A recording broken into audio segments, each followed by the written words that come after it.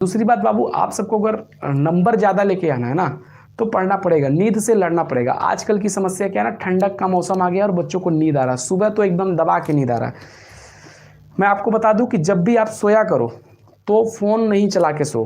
हमारी एक चीज़ को दिमाग में बैठाओ, है ना, ये प्रैक्टिकली है, मैंने किया है इस चीज़ को। जब आप सोने जाते हो कि अब पढ़ाई लिखाई हो गया, अब सोने जाना है, तो उस वक्त कुछ नहीं होना चाहिए आपके पास, ना फ़ोन होना चाहिए, ना कोई सामने बात करने वाला, मतलब कोई नहीं होना चाहिए। आप अकेले रहो जब सोने जाओ, और बिस्तर पे जब लेटो तो आपको ये सोच करके सोना है कि मुझे सुबह कितना बजे उठना है। अपने दिमाग को, अपने दिल को, अपने पूरे बॉडी को ये बता के सोना है कि भैया मुझे 5 बजे उठना है। समझ में आ गया? अगर आप बात करते हुए सो जाते हो, बगल में मम्मी सोई हैं, पापा सोए हैं, तो उन सबसे बात करते करते आप सो रहे हो, या फिर फ़ोन चलाते चलाते आप सो रहे हो, तो आपका माइंड, आपका जो, आप अपने आप से बात उस दिन नहीं किए, मैंने अपने दिमाग से, अपने मन से आप बात नहीं किए, और उसको बताए नहीं कि मुझे 5 बजे उठना है। क्योंकि आप डिपेंडेंट हो गए किसके ऊपर? अलार्म के ऊपर डिपेंड हो गए। अलार्म के ऊपर जब आप डिपेंड हो जाओगे, अलार्म के ऊपर, तो अलार्म के ऊपर जब आप डिपेंड हो जाओगे, तो अलार्म से ही बात आप की, अपने आप से कहाँ बात की है फिर आप? और जब अपने आप से नहीं बात करोगे तो आप सही टाइम पे नहीं उठ पाओगे, क्योंकि अलार्म की जो आवाज़ होती है कभी कभी हमारे कानों तक भी नहीं पहुंचती है। कभी आज ये करके देखना, फ़ोन को जब भी सोने जाना, फ़ोन को साइड कर देना, सारी चीज़ को साइड कर देना, सोना ये सोचते हुए सोना कि सुबह मुझे 5 बजे उठना है, पढ़ना है, ये टॉपिक पढ़ना है, और देखना यही सोचते सोचते आप सो जाना। देख लेना 5 बजे अगर आपकी आंख नहीं खुली तो कहना।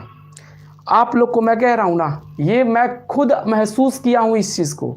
जिस दिन मैं अलार्म लगा के सोता हूँ उस दिन मेरा लेट हो जाता है, लेकिन जिस दिन ये सोच के सोता हूँ कि मुझे 5 बजे उठना है, मुझे 4 बजे उठना है, आंख ऑटोमेटिक खुल जाती है। ये करके देखना, 100% जो है आपका सही निकलेगा ये चीज़। और कुछ बच्चे अगर करते भी होंगे तो उनको पता भी होगा, वो लोग बताएंगे भी, हाँ सर ऐसा होता है, ऐसा पॉसिबल है। तो ऐसा सच में पॉसिबल है, आप ऐसा करके देखोगे तो आपकी समस्या दूर हो जाएगी, पहली चीज़। दूसरी चीज़, बच्चों का कुछ क्वेश्चन आया था मेरे सामने, क्लास टाइम पे भी क्वेश्चन आया था, जब मैं पढ़ा रहा था स्कूल में, वहाँ भी क्वेश्चन बच्चों ने किया था, मैं इग्नोर किया था क्वेश्चंस को, लेकिन अभी भी मेरे माइंड में वो क्वेश्चन चल रहा है। ऐसा नहीं है कि मेरे सामने कोई बच्चा क्वेश्चन करता है तो मैं उसको भूल जाता हूँ, नहीं, मेरे माइंड में होता है, लेकिन उस वक्त उसका जवाब देना सही नहीं होता है। एक टाइम होता है जवाब देने का, है ना। तो मेरे से एक बच्चा क्वेश्चन कर रहा था कि सर सुबह उठता हूँ तो नींद आता है, उठ तो जाता हूँ लेकिन उसके बाद नींद आना शुरू होता है, कुछ देर बैठ के पढ़ूंगा नींद आ जाएगा। देखो प्रॉब्लम क्या है ना, कि आपको नींद आएगा, आपको मैं जो तरीका बता रहा हूँ अगर उस तरीके से पढ़ोगे ना, तो नींद की औकात नहीं कि आपको छू के दिखाए। बात समझ में आ गया ना? बस उस तरीके को फॉलो करना है। सुबह जब भी उठा करो, आपका टाइमिंग अगर 5 बजे उठने का है तो 5 बजे उठो, फ्रेश हो जाओ, फ्रेश होने के बाद ब्रश करो, ब्रश करने के बाद सुबह नहाओ। पढ़ना नहीं है, नहाओ। समझ में आ गया कि नहीं? मैं आपको ये रूल बता रहा हूँ, एक कमांडो हैं जो कि रिटायर हो चुके हैं, तो वो स्टूडेंट्स को सजेस्ट करते हैं, मैं उनको फॉलो करता हूँ, उन्होंने ये चीज़ को बताया था मुझे, और मैं इस चीज़ को फॉलो करता हूँ, मुझे कोई दिक्कत नहीं आता सुबह के टाइम पे। सुबह उठो, ब्रश करो, फ्रेश हो, ब्रश करो, नहाओ, ज़रूर नहाओ, सुबेरे नहा लो। नहाने के बाद, और मैं आपको बता दूं कि सुबह में जब नहाते हो ना आप, तो ठंडक नहीं लग सकती आपको। जो बच्चा 8 बजे 9 बजे नहाता है उसको ठंडी लग सकती है, लेकिन सुबह 5 बजे नहाने वाले व्यक्ति को कभी ठंडक नहीं लगती। बस आपके नहाने का तरीका सही होना चाहिए कि आपको 1 घंटा नहीं नहाना है, 5 मिनट नहाना है। 1 बाल्टी पानी गिराओ, साबुन लगाओ, फिर बाल्टी पानी गिराओ, खत्म। ये नहीं 1 घंटा 2 घंटा आप नहा रहे हो तो तबीयत खराब होना जाहिर सी बात है। समझ में आ गया? सुबह उठो, ब्रश करो, नहाओ, नहाने के बाद एक कड़क चाय पियो, चाय पीने के बाद जब पढ़ना शुरू करो तो उस वक्त पूरा फुल ड्रेस में आ जाओ, बढ़िया से जैकेट वगैरह, जूता उता सब पहन लो, एकदम ऐसा लगना चाहिए कि आप कोचिंग जा रहे हो पढ़ने, एकदम वेल मेंटेन होकर के खड़ा होके पढ़ना है। आधे से 1 घंटे आपको खड़ा होके ही पढ़ना है, ऐसे कॉपी को लेकर के खड़ा होके पढ़ना है, अपने आप को पूरी तरीके से जगाना है। और वो बच्चा वही जगेगा, वही करेगा ये काम जिनको सच में जो है अपने रिजल्ट में अच्छा नंबर लेके आना है, वो बच्चा जरूर करेगा। जिनको भाई कोई मतलब ही नहीं है, बस पढ़ रहा है, वो कृष्णा सर पढ़ा रहे हैं, चलो हम पढ़ लेते हैं, हम टॉपर बन जाएंगे, कुछ नहीं होगा, कृष्णा सर कुछ नहीं कर पाएगा। टॉपर स्वयं बना जाता है, कोई टीचर आपको टॉपर नहीं बनाएगा बाबू, स्वयं टॉपर बना जाता है। समझ में आ गया कि नहीं? तो आपको वेल मेंटेन होकर के, नहीं गन्नौरक तरह उठ करके जो है पढ़ना शुरू कर दोगे तो गन्नौरक तरह नींद आ जाएगा। जब भी उठो फ्रेश हो, ब्रश करो, नहाओ धो, उसके बाद पढ़ना शुरू करो ना। आधे घंटे आपको लगने हैं नहाना धोना तैयार होने में, आधे से 45 मिनट, उसके बाद पढ़ो आप। सुबह स्कूल आने की तैयारी आप सवेरे 5 बजे ही कर डालो।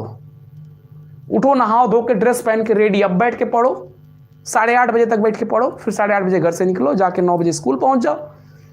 ये नहीं कि आप पढ़ लो फिर नहाओ धो फिर ड्रेस पहनो, तो फिर ये गलत है। अगर आपको नींद वाली समस्या आ रही है, मैं उन बच्चों को बता रहा हूं कि आप ऐसा करोगे तो बहुत बेहतरीन पढ़ाई कर ले जाओगे। मैं क्या करता, सवेरे उठता, नहाता धोता, तैयार होता, आप लोग को मैं पढ़ाता हूँ खड़ा होकर के, और खड़ा होकर जब मैं पढ़ा लेता हूँ उसके बाद बैठ के पढ़ता हूँ, कोई नींद मुझे नहीं छूता। और मैं सुबह से अभी तक, हाँ, लेकिन जब स्कूल से पढ़ के जाओ तो ज़रूर आधा 1 घंटा सो। स्कूल से जब पढ़ के जाओ तो ज़रूर आधा 1 घंटा सो। वहाँ सोने की ज़रूरत आपको है, क्योंकि आपकी बॉडी अब थक चुकी है। उसके बाद जो है शाम को पढ़ो आराम से, और 11 बजे सो जाओ, सुबह 5 बजे उठ जाओ, नहा धो करके 6 बजे बैठ जाओ पढ़ने के लिए। 6 से 7, 7 से 8, 8:30, 2.5 घंटा आपको मिलता है पढ़ने के लिए, जिसमें 1 घंटा बैच मेरा होता है, बाकी 1.5 घंटा आपका होता है। पढ़ाई करो, मेंटेन करो अपने आप को, तो ये समस्या आपको नहीं हो पाएगी। बात समझ में आ गया। लेकिन कोई व्यक्ति जो है, कोई बच्चा है बुद्धिमान अपने आप को बन रहा है, वो सोच रहा है मैं 3 घंटा सोऊंगा, रात के 12 बजे सूतूं और 4 बजे भोरवा में उठ जाऊं, तो वो मूर्ख है। कभी नहीं उठ पाओगे। 1 दिन उठ जाओगे, 2 दिन उठ जाओगे, 4 दिन उठ जाओगे, 1 हफ्ता उठ जाओगे, अगले दिन से नहीं उठ पाओगे, तबीयत हो जाएगी खराब। आपको 5 से 6 घंटे सोने ही हैं, मैक्सिमम 6 घंटे सोने ही हैं।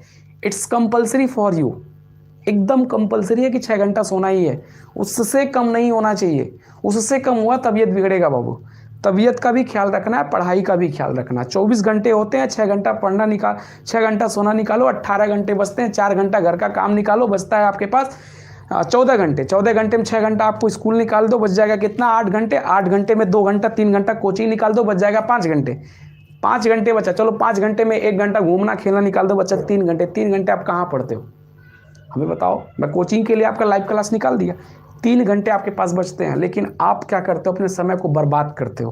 खोजो वो समय कहाँ बर्बाद हो रहा है, उस समय को खोजिए कहाँ पे वो समय बर्बाद हो रहा है आपका, फिर आप यूटिलाइज कीजिए कहाँ पे। जब भी आप सुबह उठिए तो सुबह से शाम तक, जब रात को सोने जाइए, ठीक है, सुबह उठने से लगा के शाम तक का लिस्ट बनाइए कि क्या क्या आज किए तुमने फालतू काम का लिस्ट बनाइए कि इतना इतना देर तक मैं चाचा के साथ बैठा हुआ था, इतना देर तक अपने दोस्तों के साथ घूम रहा था, इतना से इतना देर तक जो अपने मम्मी के पास बैठा हुआ था।